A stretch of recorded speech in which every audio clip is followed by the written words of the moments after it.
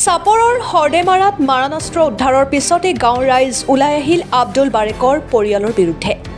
আব্দুল বাৰেকৰ ঘৰৰ পৰা মাৰণাস্ত্ৰ উদ্ধাৰ কৰিবলৈ সক্ষম হোৱা বাবে হৰ্ডেমাৰাবাসীয়ে ধন্যবাদ দিলে চাপৰ আৰক্ষীক। গাঁওখনৰ বদনাম কৰি আতংক সৃষ্টি কৰা পৰিয়ালটোক গাঁওখনৰ পৰা আঁতৰাই দিবলৈ প্ৰশাসনৰ ওচৰত দাবী জনায় গাঁওবাসীয়ে। উল্লেখ্য যে যোৱা 15 ডিচেম্বৰ নিশা চাপৰ আৰক্ষীৰ সহযোগত বিলাসীপাৰা মহকুমা আৰক্ষী বিষয়া আৰু চক্ৰ আৰক্ষী বিষয়াৰ এক গোপন সূত্ৰৰ ভিত্তিত হাৰ্ডেমেৰা গাঁৱৰ আব্দুল বাৰেকৰ ঘৰত অভিযান চলাই ঘৰৰ ভিতৰত মাটিৰ তলত পুতি থোৱা অৱস্থাত এটা ৰিভলভাৰ সহ 5 সক্ৰিয় গুলী উদ্ধাৰ কৰিবলৈ সক্ষম হয়। আৰক্ষীৰ এই অভিযানত প্ৰথমতে পৰিয়ালটোৰ সকলো সদস্যই আৰক্ষীক ঘৰৰ ভিতৰত তালাচী চলাবলৈ বাধা আৰোপ কৰি আৰক্ষীৰ ওপৰত জঁপিয়াই পৰে যদিও উত্তেজিত পৰিয়ালটোৰ পৰা আঘাতপ্ৰাপ্ত হৈ মেটেল ডিটেক্টৰৰ সহায়ত ঘৰৰ মজিয়াত মাটিৰ তলত পুতি থোৱা অৱস্থাত এটা ৰিভলভাৰ আৰু 5 সক্ৰিয় গুলী উদ্ধাৰ কৰে। উক্ত গোচৰৰ ভিত্তিত ইতিমধ্যে আব্দুল বাৰেকৰ পত্নী আৰু পুত্ৰসহ 6জনক গ্ৰেপ্তাৰ কৰি জেল হাজতলৈ প্ৰেৰণ কৰে। হাৰ্ডেমাৰা গাঁৱত মাৰণাস্ত্ৰ উদ্ধাৰ হোৱাৰ পিছৰে পৰা এতিয়া শংকিত হৈ পৰিছে গাঁওখনৰ ৰাইজ। পৰিয়ালটোৰ পৰা এতিয়া নিৰাপত্তাহীনতাত ভুগি থকাৰ কথা উল্লেখ কৰে গাঁওখনৰ ৰাইজে। অতি সোনকালে হৰ্ডেমাৰা গাঁৱৰ পৰা পৰিয়ালটোক উচ্ছেদ কৰি অইন ঠাইলৈ পঠিয়াই দিবলৈ প্ৰশাসনৰ ওচৰত দাবী জনায় গাঁওবাসীয়ে। চাপৰৰ পৰা আলী আকবৰৰ ৰিপৰ্ট, অৰুণোদয় আছাম। ঘটনাটো হৈছে আমাৰ ইয়াত এটা পৰিয়াল আছিল, আব্দুল বাৰেক আৰু তাৰ ল'ৰা ছোৱালী কেইজন খুব দুৰ্ধৰ্ষ আৰু ইদানিং মানে 2-3টামান পিস্তল কিনা শুনিছোঁ। তাৰ মাজতে এই দুদিনমান আগত চাপৰ আৰক্ষী চকীৰ ভাৰপ্ৰাপ্ত বিষয়া মহোদয়ৰ সহযোগত গোটেই ৰাতি পৰিশ্ৰম কৰি শুনিলোঁ যে ৰাতিপুৱা এনেকুৱা আমিতো ৰাতি টোপনি মাৰিছোঁ, ৰাতিপুৱা শুনো যে এনেকুৱা কথা। চাপৰ থানাৰ আৰক্ষীয়ে মোবাইলতো পালোঁ। মই ভিডিঅ'টো চাই পোনপ্ৰথমে আৰক্ষী বিষয়াসকলক কৰ্মীসকলক সকলোকে আন্তৰিক মই ধন্যবাদ জ্ঞাপন কৰিছোঁ। আৰু যিহেতু লগতে আৰু এটা কথা শুনিলোঁ যে এটা পিস্তল প্ৰশাসনে উদ্ধাৰ কৰিছে আৰু এটা আব্দুল বাৰেকৰ আৰু এটা ল'ৰা ছাদ্দাম বুলি নাম জানো আমি, সি লৈ পলাই গৈছে। তো এইটো লৈ আমাৰ এই 2টা গ্ৰামৰ 3টা গ্ৰামৰ মানুহ এই ৰাস্তাৰ ওচৰতে ঘৰ অহা যোৱা কৰোঁতে বিভিন্ন প্ৰকাৰ ধমকি ইমান দিন দিছিল, ডেগাৰ লৈ, দা লৈ, পিস্তল লৈ। তো সেইটো লৈ আমাৰ ইয়াৰ দুখীয়া ৰাইজ বিৰাট শংকিত।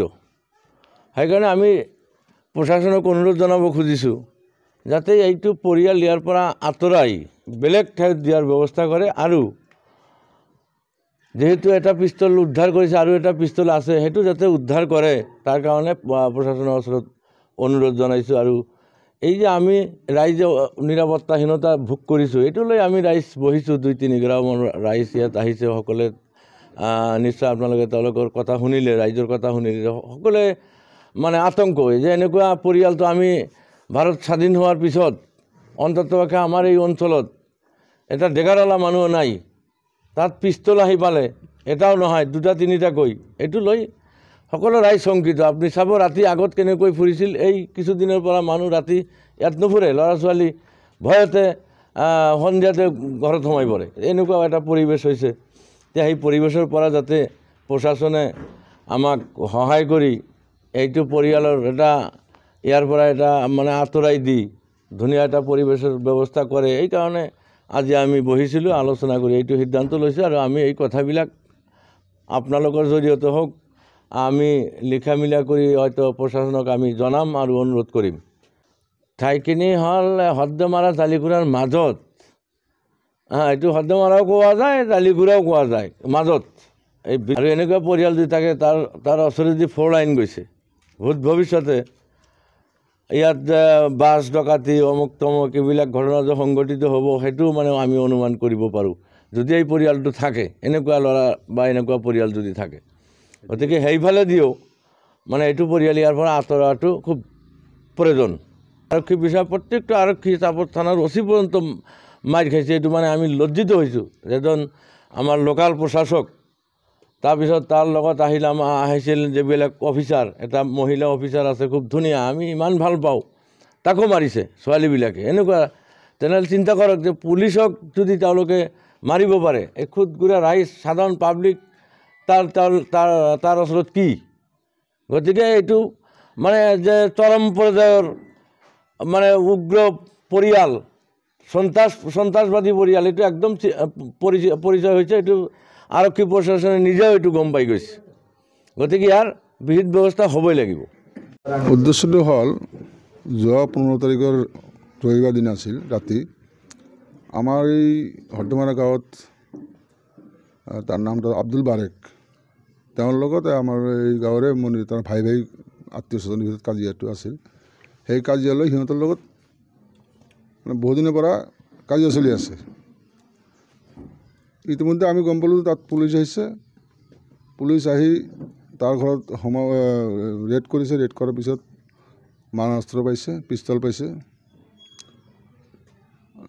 মানে সিহঁতৰ ইচ্ছা আছিল যে মনিৰক বা মনিৰৰ পৰিয়ালক আঘাত কৰিব বুলি তেনেকুৱা এটা মনোভাৱ লৈ সিহঁতে পিষ্টলটো ৰাখিছিল তো ইতিমধ্যে আমাৰ প্ৰশাসনে সেই ৰবিবাৰ দিনা উদ্ধাৰ কৰিছে আমি এতিয়া কোৱা প্ৰশাসনৰ ওচৰত আমি অনুৰোধ জনাম যে আমি শুনামতে তাত দুটা আছিল এটা উদ্ধাৰ হৈছে আৰু এটা আছে সেইটো লৈ যে আৰু এটা ল'ৰা আছে তাৰ পৰিয়ালো আছে বা থানা ইয়াৰ পৰা কোৰ্টৰ পৰা ঘূৰি আহি হাজতৰ পৰা ঘূৰি আহি যে তেওঁলোকে যে ইয়াত এটা আতংকৰ সৃষ্টি কৰিব এইটো নিশ্চিত তেনেকুৱা আমাৰ এটা সন্দেহ হৈছে আমি এতিয়া নিৰাপত্তা ভুগি আছোঁ নিৰাপত্তাহীনতা আছোঁ গতিকে প্ৰশাসনৰ ওচৰত অনুৰোধ জনাইছোঁ যাতে আমি নিৰাপত্তা পাওঁ ইয়াৰ এটা বিহিত ব্যৱস্থা কৰে আগৰ পৰা তেওঁলোকে সন্ত্ৰাস সৃষ্টি হৈছে এনেকুৱা যে সেই ঘৰৰ ওচৰতে যদি কোনোবা মানুহ